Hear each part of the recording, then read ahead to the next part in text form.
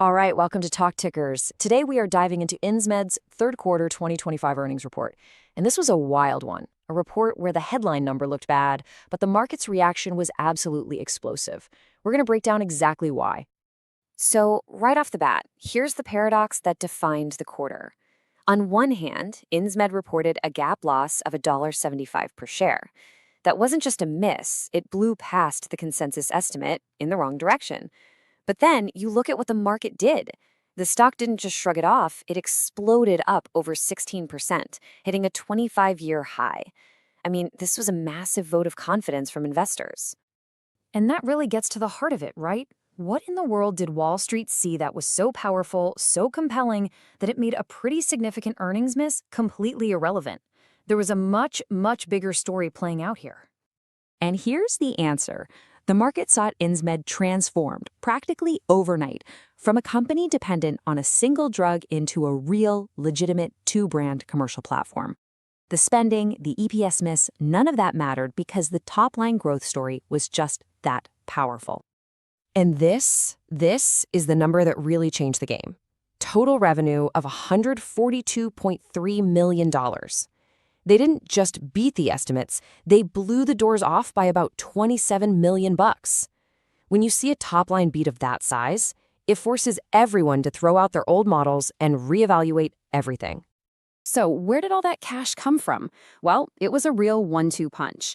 First, you've got the legacy drug ARIKAYCE still chugging along, showing incredible strength with over $114 million. But the real stunner, the number that got everyone's attention, was the brand new launch, BRINSUPRI, coming out of the gate with over $28 million in sales. Let's be really clear here, this launch was incredible.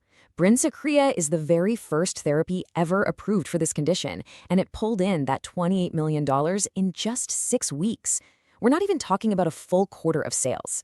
Management said that something like 1,700 doctors were already writing scripts. That shows a massive, immediate embrace by the medical community and just proves what a huge opportunity this is. And check this out. It wasn't just about the new kid on the block. While BRINSUPRI was hitting it out of the park, their existing engine, ARIKAYCE, was doing so well that the company actually raised its full-year guidance. Now that shows you the foundational strength is there, supporting this new explosion in growth.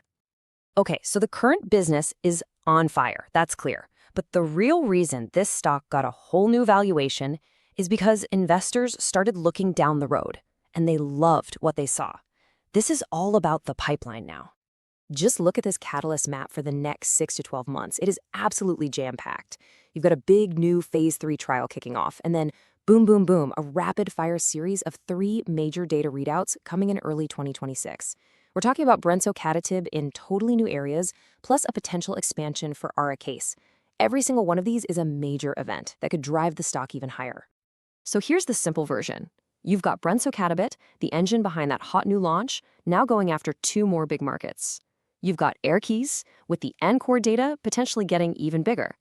And on top of all that, you have a whole new therapeutic platform, TPIP, starting its huge Phase 3 program. You know, in this business, this is what multiple shots on goal really looks like. So let's pull all of this together.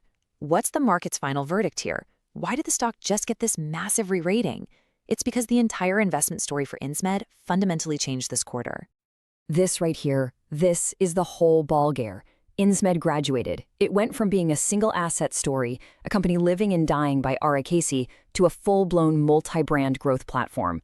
The market is now pricing in the value of a huge new launch, a super durable legacy drug, and a deep, late-stage pipeline that's looking more and more de-risked.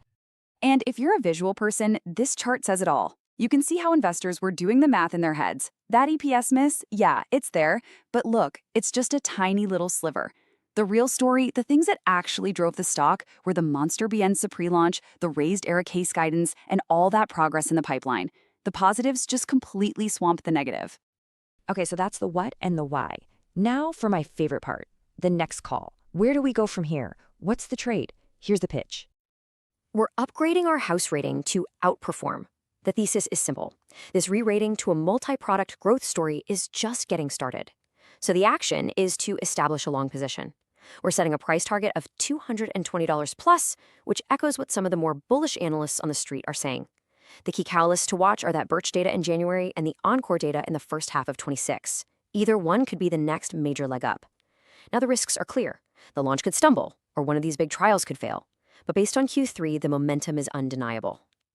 And of course, this is not financial advice.